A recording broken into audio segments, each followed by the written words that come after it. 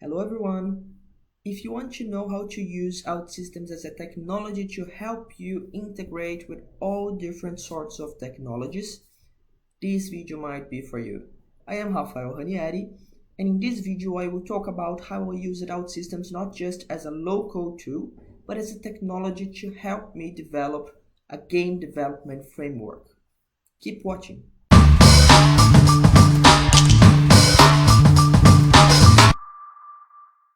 Hello again everyone. For those who don't know me, I am Rafael Ranieri, an OutSystems MVP that works with the platform since 2015. It's not a secret for anyone that I am very passionate about the platform. However, what might not be public knowledge is that I'm also passionate about something else, which is gaming.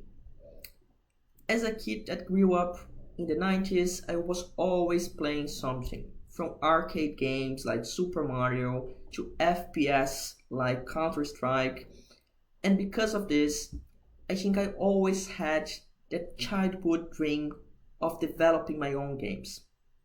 And even though I have never worked professionally in the field of game development, I have always tried different frameworks to make simple games and have fun.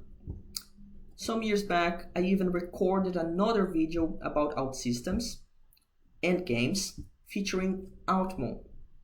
Outmon is a turn-based game made exclusively with OutSystems that's available on Forge. And in this first video, I mentioned that even though OutSystems isn't the best platform for game development, that doesn't mean that you can't do it. This fact has not changed. OutSystems is still not the best choice if you want to develop games professionally. However, motivated by my two passions, OutSystems and gaming, I decided to step up the game and develop something that would allow people to create their own 3D games in OutSystems, even if simple. My goal was to not just give an example or how to, but also provide a development framework for games that also take advantages of the OutSystems platform capabilities, especially the low-code ones. My first step to doing this was to look for different technologies that could speed up my work. So I started looking for the main players in the game development market. And since OutSystems is primarily a platform for developing web and mobile applications that runs in the browser, I focused my search in libraries that would allow me to use 3D elements but would also run using JavaScript and have support for reactive. I discovered that the two big names for this type of work were Babylon.JS and 3JS. In short, both are JS libraries that allow you to render 3D objects in the browser and interact with them. However, the main difference is that while 3JS positions itself as a web rendering library, Babylon.JS, on the other hand, claims to be more focused on games. And since my goal was to make games, that was my choice. I decided to use Babylon.JS as the base technology for my game framework. With the technology defined, the next step would be to prepare it for use with OutSystems. As Babylon.JS is a JavaScript library with a lot of files, to use it with OutSystems I had to componentize it. So I created a module to import all the different scripts needed to make Babylon work, as well as wrappers for the different actions that Babylon provides. This was my first module called Babylon.JS lib. This module provides different actions that can be used in your OutSystems applications to create a game. However, my objective was not just that. It was also to allow users to develop their own games in a more dynamic way using low-code concepts. And because of that, I improved this module a little bit and introduced some abstract concepts to have not just actions, but complete blocks and processes that could accelerate the game's development. After all, if we have common patterns that are always used in a game, why should we write it all over and over again, correct? With this in mind, I created these simple abstractions such as cameras or common shapes, also known as meshes in Babylon. And not only that, I also wanted to have more complex patterns. So I created another layer of abstractions to introduce ready-to-use custom objects, animations, and etc. That's what you will find in the second module called Babylon.JS Assets Lib. It provides common patterns that you can apply to your custom meshes. For example, you can apply a moving pattern or an animation pattern to your custom character. The idea is to keep improving this and implementing more and more abstractions, and also allow different people to do the same in the future. But enough of theory. Let's take a look on how this really works, shall we? If you go to our sample module, you will see that we have some specific use cases to show how the framework works. We have, for instance, a bowling game and some other samples on how to move a character. Let's take a look at the first one, the bowling game. Let's see how it looks like. Here we have our first sample, the bowling game. It's a very simple game. All you have to do is to click the lane to charge your power bar, and when you release the button, it will throw the ball in the right direction and try to hit the pins. So here I am trying to charge my ball. I release the button. There we go. Well, I did a strike. It's unusual. I am usually not very good at this game, but we can see that we have a nice celebration as well. This is a very simple game, but it will help us to identify how to use the framework in the correct way. Okay, so let's take a look at the source code of this game. Okay, so here we are. If you open the source code of the bowling game, you will notice that we have two different implementations. The first one is the bowling code. What it does is to use the actions directly from the library to implement our scene and elements we want to use on our game. So for example here, if you start digging deeper on the actions, you will notice that we have one action for each specific information or element we have on the screen. So in this case, we are creating our ground here, we are setting the position, then we are defining the material of this ground, textures, etc., etc. This is done for each element in the screen, right? So for example, for the lane, for the ball, pins, lights, everything we need, okay? You can assume that depending on your game, it will get very complex, right? And to avoid having a huge logic or something that is not centralized, we also have the second implementation, which is the framework we built. So here on the framework, we have the exactly same implementation as the code. However, instead of using the actions directly, we are using webblocks. So for each type of element, we have a different webblock that we can drag and drop on the screen. Here we can see the lights that will give the luminosity of your scene. We have all the textures that we need to use in the game. The textures will be the patterns you want to apply on the surface of your objects. The materials, we will use the textures to apply the material to your object. The meshes are the final objects in your game, right? So for example, here we have one mesh for the ground, another one for the front wall. This is the ball. We have the multiple pins we need, the lane, and etc. etc. Everything we will need will be here. We also have the cameras. In this case, we have two cameras because one is to give the point of view the player will have, and the other one is to follow the ball when we throw it and have a nice view of the ball hitting the pins.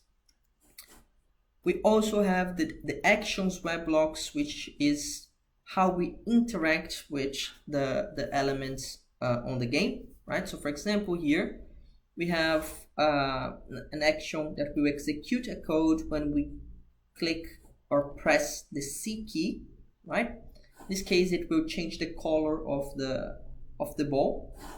You can see that for each action we have a different web block here as well. This one is when R is pressed, it will reset the game, and etc. etc.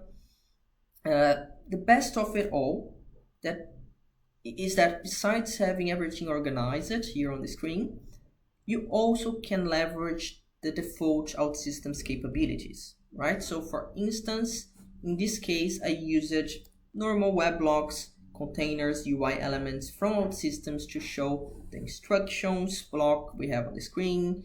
Also the power bar we have on the right bottom to show the strength you will use to throw the ball. Some animations to like have a nice celebration when you do a strike. I could even have I could even try to leverage the DB capabilities from OutSystems if I wanted. So for example, if I wanted to use a specific table to restore the scores of the users, I could have done it. Pretty much everything that OutSystems provides could be used in the game, right? It's not just the Babylon actions itself. You could use everything you wanted from OutSystems. You don't need to worry as well on how the items are initialized or which actions you need to define a specific property of your elements, because everything will be provided as input parameters on your web block, right? Let's take a look on how the framework itself works. So here, if we go inside the Babylon.JS lib, we will see that we have some web blocks that we are using on the bowling game, right? The first one is the scene. Here the scene is how we will render the elements on the screen for the user. Okay, so you can see that we have different placeholders here. Everything that we put inside those placeholders will be rendered or initialized on the final game. It's important to say that it really doesn't matter the place you put the web block. So for example, if you use a light web block inside a texture placeholder by mistake, it will still trigger the lights and textures at the right place. And this is done because the framework uses a specific process to initialize everything on the right time. Okay, it's sort of a state machine.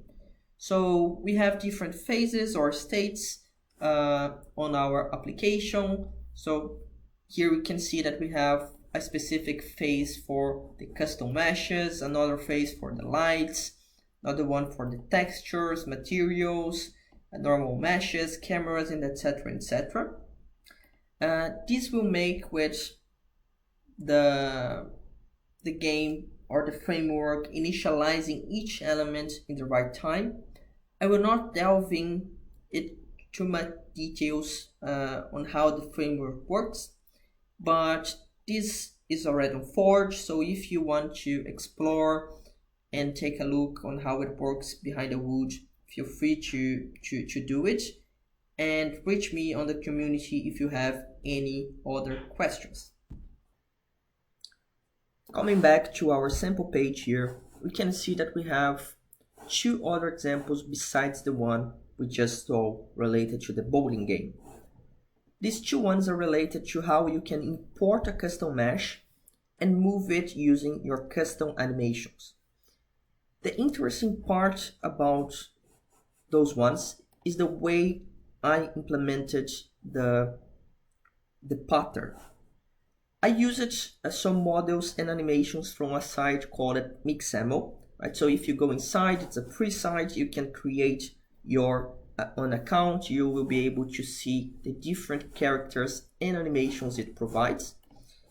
In our case, we are using Erica, which is this model here on our sample, and this other one as well, which is called Maria.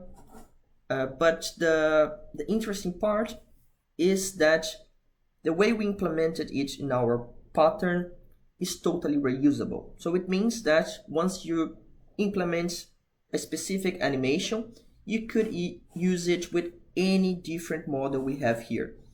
We just have those two right now implemented, but in theory, you would be able to apply any other model from this site out of the box. You would just need to follow the same pattern we used to import those two other ones. The animations we have for now implemented are only the locomotion pack, so it's a way for your character to run forward, backward. We will see it in just a moment, but anything blocks you from implementing all the other different animations you have here on the site. Okay, so let's take a look on the different samples we have, starting with Maria.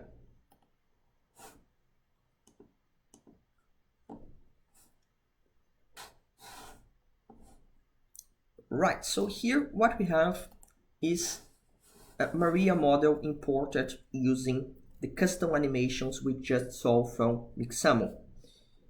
The idea is that you can use the right keys here to move your character forward, backwards, left or right. You can also hold shift to make it run. You can even turn to look to the sides. You can notice that each animation is different, right? So for example, if I am walking forward and I hold shift, the animation to run forward is different than the one I was using for walking. This is done using a specific pattern and a blender, as we called it on our framework, and it's why we could leverage any other animations from Mixamo and also apply those animations to any different models. Okay. Another very interesting thing I would like to mention is the debug options from Babylon itself. In this case, for this example, I used the B key to open the debugging tools, but you could also configure it for any other key or even disable it totally if you have a production game, for example. But the nice part, the fun part is that it helps you to troubleshoot anything in your scene. So you can see all the elements that are being rendered. For example, we have the floor. Here we have the custom mesh we just imported. If you turn it, toggle it on or off, you can also hide or show it. You have the skeletons, materials, textures, anything that you would need to troubleshoot your scene if you are having anything wrong or any odd behavior. Okay, let's take a look on the Erica sample as well, the other custom mesh we have imported in the framework. Okay, so here we have our second sample, which is Erica's sample. You can notice that we have the exactly same animations, right, from the previous sample we saw, however, using a different model. This is what I wanted to show when I said it's very reusable, because we can use pretty much any different model we have from Mixamo, just changing the model we are using, we will still be able to leverage all the movement logic, animations logic, and everything that is already implemented. Another thing that I would like to point out is how the animations are being blended and transitioning. Because if you notice, when we are running forward, for instance, and I go right, the animations are being merged, blended, right? So this is the animation for going right. This is the animation for going forward. However, if I hit the two keys at the same time, both animations are being merged. It's also applied when you are starting an animation, right? So for instance, you can see that when I hit the key to go forward, it doesn't start right away. It takes some time to transition from the idle state to the moving state. This is done, like I said, using the pattern we have on our framework, and it could be reused for any other animation packs you want to implement by yourself. So this is pretty much what I wanted to show.